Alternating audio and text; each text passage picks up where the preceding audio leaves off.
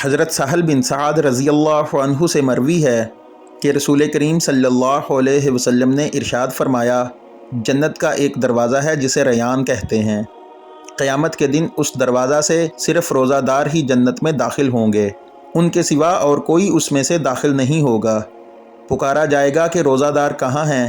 تو روزہ دار کھڑے ہو جائیں گے، ان کے سوا اس دروازہ سے اور کوئی اندر ہرگز نہیں جا پائے گا۔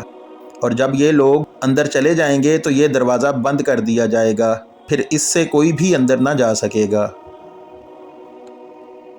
حضرت ابن عمر رضی اللہ عنہ فرماتے ہیں کہ میں نے رسول کریم صلی اللہ علیہ وسلم سے سنا، آپ صلی اللہ علیہ وسلم نے ارشاد فرمایا کہ جب رمضان کا چاند دیکھو تو روزے رکھنا شروع کر دو، اور جب شوال کا چاند دیکھو تو روزہ افطار کر دو، یعنی روزہ نہ رکھو، اور اگر موسم ابر آلود ہو تو اندازہ سے کام لو، یعنی 30 روزے پورے کر لو۔